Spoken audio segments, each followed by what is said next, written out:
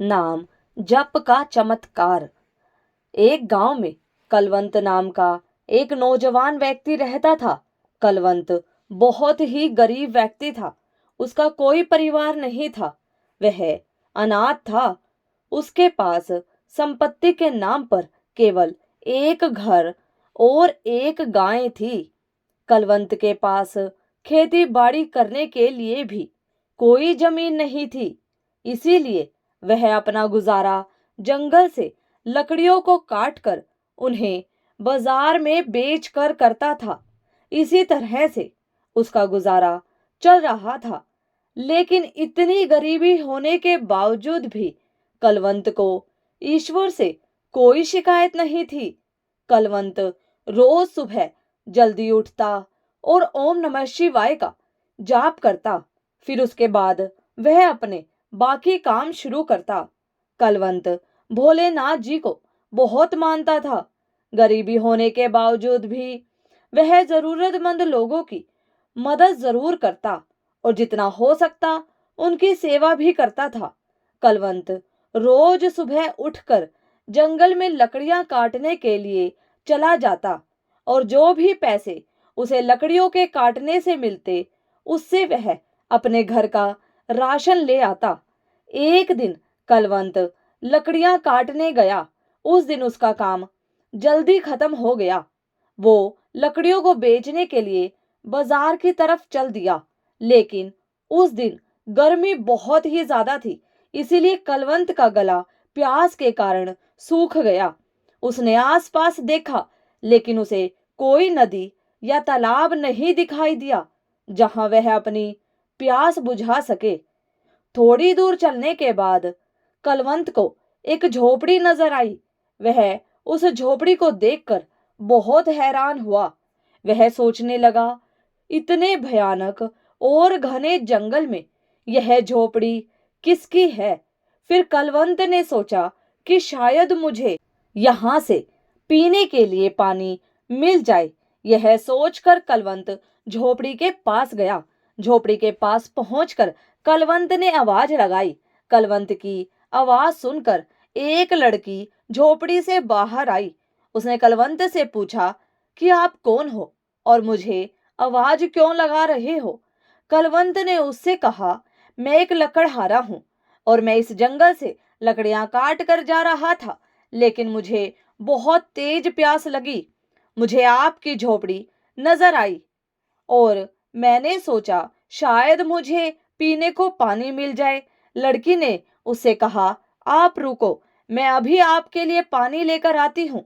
यह कहकर वह लड़की अंदर गई और कलवंत के लिए पानी लेकर बाहर आई। कलवंत ने पानी पिया जिससे उसकी प्यास बुझ गई। फिर उसने लड़की से पूछा, आप कौन हो और इस खतरनाक जंगल में क्यों रहती हो। लड़की ने कहा, मेरा नाम सविता है। मैं इस जंगल में अकेली रहती हूँ। पहले मेरे साथ मेरे दादाजी भी रहते थे लेकिन कुछ दिनों पहले उनकी मृत्यु हो गई। कलवंत ने उसकी बात सुनकर कहा, और तुम्हारे माता पिता कहाँ हैं। सविता ने कहा, जब मैं छोटी थी तभी मेरे माता पिता की मृत्यु हो गई थी। तब से मैं अपने दादाजी के साथ ही रहती थी मगर अब वह भी मुझे छोड़ गए। कलवंत ने उसकी बात सुनकर कहा, तुम्हें अकेला इस जंगल में डर नहीं लगता। सविता ने कहा, नहीं, मुझे डर नहीं लगता। मुझे अब इस जंगल की आदत हो गई है। यहाँ रहते हुए मेरा आधा जीवन तो कट गया है, बाकी बचा हुआ भी कट जाएगा। अब देखने लायक रह ही क्या गया है। माँ बाप बचपन में ही चले गए, अब दादाजी भी चले गए। कलवंत ने उसकी बात सुनकर कहा, मेरा जीवन भी तुम्हारे जैसा है। मेरा भी इस दुनिया में कोई नहीं है। मैं खुद गांव में अकेला रहता हूँ और लकड़ियां काट कर उन्हें बेच कर अपना गुजारा करता हूँ। सविता ने कलवंत की बात सुनकर कहा, मेरे पास केवल मेरे दादाजी ही थे। दादाजी को हमेशा मेरी शादी की चिंता सताती रहती थी। वह हमेशा यही सोचते थे कि मेरे जाने के बाद तुम्हारा क्या होगा, जिसके कारण उन्होंने एक दो जगह मेरी शादी के लिए बात भी की लेकिन मेरी एक आंख न होने के कारण कोई भी मुझसे शादी करने के लिए तैयार नहीं हुआ। इसी दुख के कारण दादाजी यह दुनिया छोड़ गए। सविता की बात सुनकर कलवंत के मन में एक ख्याल आया। उसने कविता से कहा, मैं तुमसे एक बात करना चाहता हूँ, लेकिन वह बात करते हुए मुझे डर लग रहा है। सविता ने उसकी बात सुनकर कहा, ऐसी क्या बात है जो तुम इतना सोच रहे हो? तुम जो कुछ भी कहना चाहते हो साफ साफ बोलो। कलवंत ने हिम्मत करके कहा, क्या तुम मुझसे शादी करोगी? सविता ने एकदम चौंक कर पूछा, यह तुम क्या कह रहे हो? तब कलवंत बोला, तुम मुझे मना भी कर सकती हो। मैं सोच रहा था कि मेरा भी इस दुनिया में कोई नहीं है और तुम्हारा भी कोई नहीं है। हम दोनों ही इस दुनिया में अकेले हैं। परमात्मा के सिवाय हम दोनों का कोई नहीं है। हम दोनों साथ रहकर एक दूसरे के दुख बांट सकते हैं। हम एक दूसरे का सहारा बन सकते हैं। सविता ने उसकी बात सुनकर कहा, लेकिन तुम मुझसे ही शादी क्यों करना चाहते हो? मेरी तो एक आंख भी नहीं है और दूसरी आंख से भी मुझे कम दिखाई देता है। कलवंत ने कहा, मुझे इससे कोई फर्क नहीं पड़ता। तुम सिर्फ यह बताओ कि तुम मुझसे शादी करोगी या नहीं। सविता ने थोड़ी देर सोचा और फिर शादी के लिए हाँ कर दी। उसके बाद कलवंत और सविता ने मंदिर में जाकर शादी कर ली। फिर उसके बाद कलवंत सविता को लेकर अपने घर आ गया। घर पहुंचकर कलवंत ने सविता से कहा, देखो, यह मेरा छोटा सा घर है और यहाँ तुम्हारा स्वागत करने वाला कोई नहीं है। लेकिन तुम यह बात सोचकर दुखी मत होना और आज से यह बात याद रखना कि तुम ही इस घर की मालकिन हो और तुम्हें ही सब कुछ देखना है। कलवंत की शादी की बात पूरे गांव में फैल जाती है। खबर सुनते ही गांव वाले कलवंत के घर आते हैं और उसको आवाज लगाते हैं। कलवंत ने उनकी आवाज सुनकर सविता से कहा, लगता है इनको भी हमारी शादी की खबर लग गई है, इसीलिए यह मिलने आए हैं। यह कहकर कलवंत बाहर चला गया। गांव वालों ने कलवंत से कहा, हम तो तुम्हें बहुत भोला भाला समझते थे, लेकिन तुम तो बहुत तेज निकले। अपनी शादी की खबर तक नहीं होने दी। कलवंत ने उनकी बात सुनकर कहा, अरे बाबा, यह सब इतनी जल्दी हुआ कि बताने तक का मौका नहीं मिला। और आपको मैं क्यों नहीं बताता? आप सभी तो मेरे परिवार जैसे हो। सब इतनी जल्दी हुआ कि बताने का मौका ही नहीं मिला। और आपको मैं क्यों नहीं बताता? आप सभी तो मेरे परिवार जैसे हो। तभी एक औरत ने कहा, भैया, वह सब तो ठीक है, लेकिन क्या हमें अपनी दुल्हन से नहीं मिलवाओगे? कलवंत ने कहा, क्यों नहीं, अभी बुलाता हूँ। यह कहकर कलवंत ने सविता को आवाज लगाई और कहा, देखो, बाहर तुमसे मिलने कौन आया है। जब सविता बाहर आई तो गांव वाले उसे देखकर चौंक गए। तभी एक लड़की ने कटाक्ष करते हुए पूछा, कलवंत भैया, इसकी एक आंख किसने फोड़ दी? क्या तुमने शादी से पहले लड़की नहीं देखी थी? और अगर तुम्हें शादी के लिए कोई लड़की नहीं मिल रही थी तो हमें बता देते, हम तुम्हारे लिए कोई अच्छी सी लड़की ढूंढ देते। सविता को चुप देखकर एक औरत बोली, मुझे तो यह अंधी के साथ साथ बहरी भी लगती है। अपनी इतनी बुराई सुनने के बाद भी यह चुपचाप खड़ी है। सभी गांव वाले सविता का मजाक उड़ाने लगे। गांव वालों की बात सुनकर कलवंत को गुस्सा आ गया। उसने कहा, मेरी पत्नी अंधी सही, लेकिन यहाँ तुम लोगों को किसने बुलाया है? उसकी बात सुनकर एक लड़की ने कहा, हमें किसी ने नहीं बुलाया है। वह तो हमें ही शौक चढ़ा था दुल्हन को देखने का, लेकिन तुम्हारी दुल्हन को देखने के बाद पता नहीं हमारा दिन कैसा गुजरेगा। उसकी बात सुनकर कलवंत ने गुस्से से कहा, तुमको किसने कहा था कि यहाँ आकर मेरी दुल्हन को देखो? तुम सभी लोग यहाँ से चले जाओ, निकल जाओ मेरे घर से।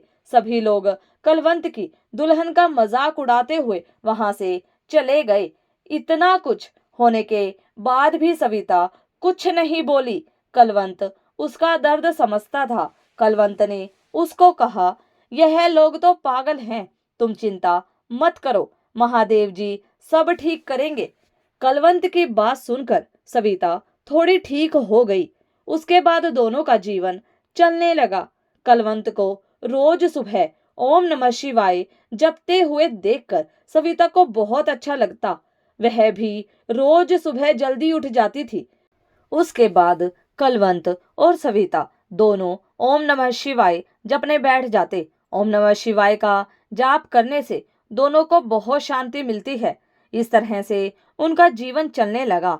एक दिन सविता ने कलवंत से कहा, तुम तैयार हो जाओ, तब तक मैं नदी से पानी लेकर आती हूँ। यह कहकर सविता पानी लेने चली गई। जब वह नदी पर पानी लेने पहुंची तो नदी पर गांव की कुछ औरतें खड़ी हुई थी, जो सविता को देखकर उसका मजाक उड़ाने लगी और कहने लगी, आज इसको ऐसा सबक सिखाएंगे कि अगली बार यह पानी लेने के बारे में सोचेगी भी नहीं। फिर सभी औरतें आपस में मिलकर उसके अंधेपन का मजाक उड़ाने लगी, लेकिन सविता ने उनकी बातों का कोई जवाब नहीं दिया और चुपचाप खड़ी उनकी बातें सुनती रही। फिर जब बहुत देर हो गई तो उन औरतों ने सविता को पानी तक भरने नहीं दिया।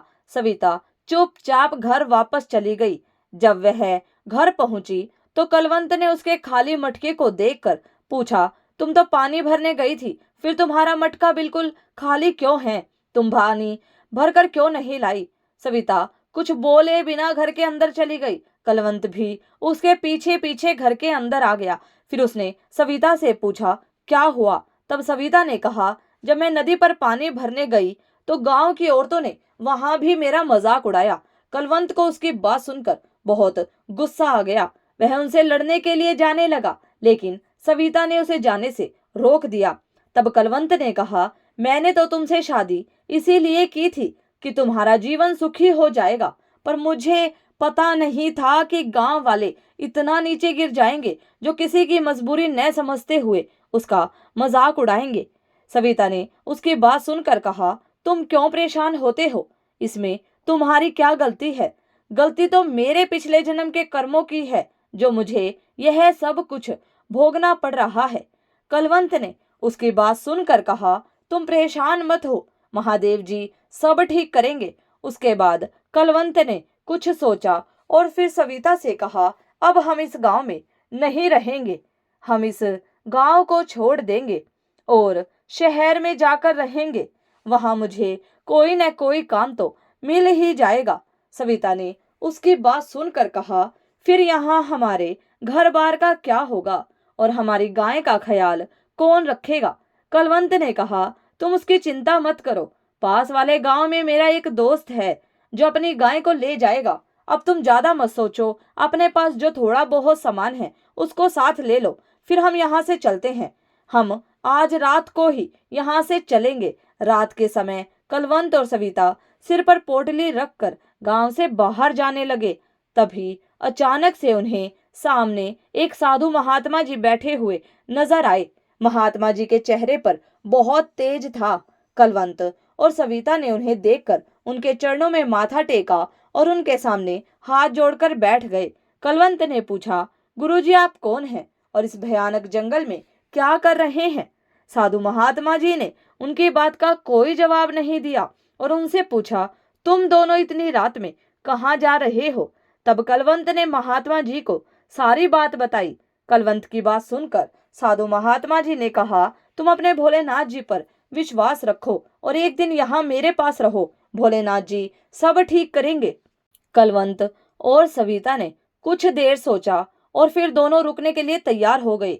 जहां पर महात्मा जी बैठे हुए थे उनके पीछे ही महात्मा जी की झोपड़ी थी। साधु महात्मा जी ने उन दोनों को वहां सोने के लिए कहा। तब कलवंत और सविता ने पूछा, लेकिन महात्मा जी फिर आप कहाँ सोओगे? महात्मा ने जवाब दिया, तुम मेरी चिंता मत करो, तुम अंदर जाकर सो जाओ और सुबह नित्यनेम करने के बाद मेरे पास आना। महात्मा जी का आदेश मानकर कलवंत और सविता दोनों अंदर सोने के लिए चले गए। सुबह 3 बजे कलवंत और सविता उठे और महादेव का नाम जपने लगे। अपना नित्यनेम पूरा करने के बाद दोनों महात्मा जी के पास बाहर आए। साधु महात्मा जी बैठे उनका इंतजार कर रहे थे। दोनों ने साधु महात्मा जी को प्रणाम किया। महात्मा जी ने सविता से कहा, बेटा, सामने जो नदी है, तुम महादेव जी का नाम लेकर उसमें स्नान करके आओ। सविता महात्मा जी की बात मानकर नदी के पास चली गई और ओम नमः शिवाय जपती हुई नदी में उतर गई। जब उसने पानी में डुबकी लगाई और उसके बाद बाहर आई तो वह जोर जोर से कलवंत को आवाज देने लगी। कलवंत सविता की आवाज सुनकर दौड़कर उसके पास पहुंचा। सविता ने खुशी खुशी कलवंत से कहा, देखो, मेरी आंखों की रोशनी वापस आ गई है। कलवंत को उसकी बात पर विश्वास नहीं हुआ, लेकिन जब उसने ध्यान से देखा तो उसे विश्वास हो गया कि सविता ठीक कह रही है। लेकिन इस चमत्कार के बारे में कलवंत और सविता को कुछ समझ में नहीं आया। यह बात जानने के लिए दोनों वापस महात्मा जी के पास गए, लेकिन जब दोनों वापस पहुंचे तो वहां पर न तो वहां महात्मा थे और ना ही झोपड़ी। दोनों यह देखकर चकरा गए, लेकिन दोनों नाम जपने वाले थे, इसलिए वह समझ गए कि यह जो चमत्कार हुआ है वह सब महादेव का नाम जपने से हुआ है। कलवंत तो इस बात पर पहले ही बहुत विश्वास करता था, लेकिन अब सविता को भी भोलेनाथ जी के ऊपर पूरा विश्वास हो गया। उसके बाद कलवंत और सविता दोनों शहर में चले गए। महादेव की कृपा से कलवंत को काम भी मिल गया। कलवंत बहुत ही मेहनती और ईमानदार था, इसलिए कुछ समय के अंदर ही उसकी गरीबी दूर हो गई। दोस्तों, यह कहानी सिर्फ कहानी नहीं बल्कि हमें बहुत कुछ सिखाती है। यह कहानी हमें यह सिखाती है कि हमें परमात्मा के ऊपर हमेशा अपना विश्वास हर परिस्थिति में बनाए रखना चाहिए और उसी के अनुसार चलना चाहिए। अगर हम ऐसा करेंगे तो महादेव हमारे घर में कभी किसी चीज की कमी नहीं रहने देंगे। इसीलिए हमें आज से ही महादेव का नाम जपना शुरू कर देना चाहिए। तो भक्तों, अगर आपको वीडियो पसंद आई हो तो वीडियो को लाइक, शेयर, सब्सक्राइब करें। धन्यवाद।